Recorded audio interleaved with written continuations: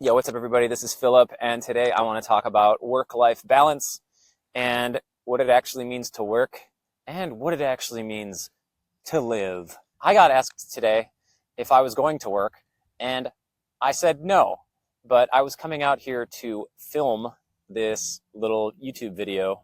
It made me think, is this work? Does it have to be strenuous? Does it have to be hard? Does it have to be a grind? And a lot of people in the self-development industry like to talk about how hard you need to grind, and you need to grind and grind and grind. Wake up early and grind, stay up late, grind until you go to sleep, get 2 hours of sleep, and keep grinding and grinding and grinding. Yes, it's good, and it can be good for periods of time, but I don't think it's good all the time. And I think it can be a good initial motivator to start a project, but if you're going to keep on going and going with it, I think you need to be coming from a place that's more of an internal motivation that can be such a higher level. You can feel so good about doing something. Grind is kind of like you're like bashing heads together. Like, I'm grind, I'm gonna make it happen.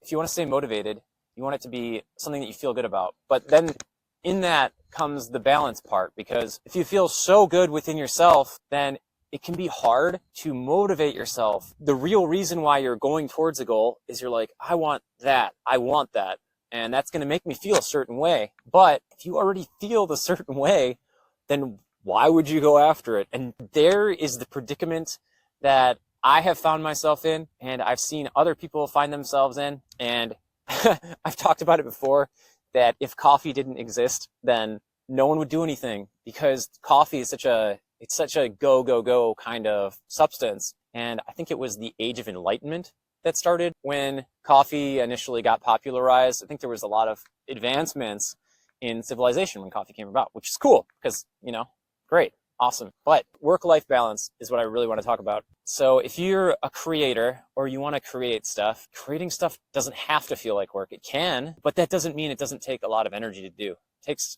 probably more energy than anything else that I could think of. Like, I could go to the gym and get a good workout in, even if I'm tired. I could go to a day job, do a good job with almost no energy, no sleep, whatever. But if I'm actually working on something creative, I need to be feeling pretty awesome. I need to just be feeling like real connected.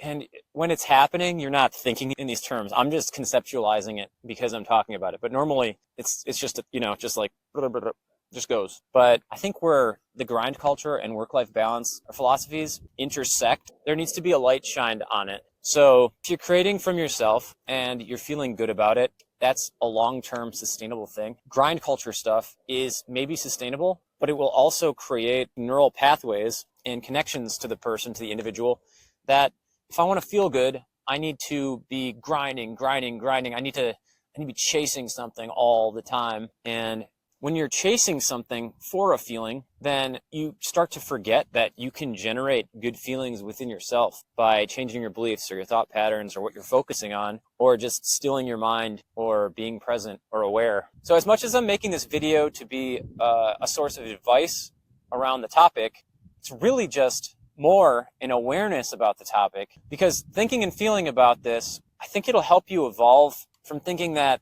oh, once I achieve that, then I'll feel good. Once I achieve that, then I'll feel good. You can feel good and then build from that feeling. And then what you're feeling good about will come through in whatever you're undertaking, whatever project you're going after, or whatever business you're trying to create, or music or art. And then you're really connecting to something deeper there than just this physical chasing, like what it feels like. It's freezing out here, so I'm going to walk around a little bit, and then maybe I'll also record some more at my house. This looks red, yo. You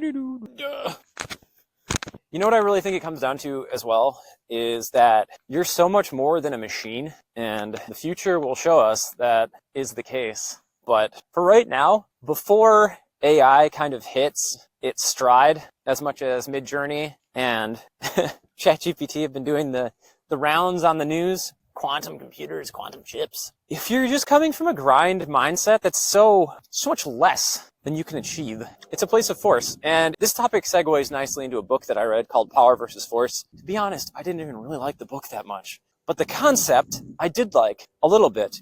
Loosely the concept of the book. But force, is where you're trying really hard and everything's a struggle and you got to make people do what you say. You got to exert your force over everything. Where power is it's more silent knowing, inner confidence, and unshakability, and just knowing that everything's going to work out, where you don't have to exert yourself over other people and situations in such a way that it's a struggle. Like life is a struggle, but you can actually just feel like everything is just for you and it's just working out the way that it needs to.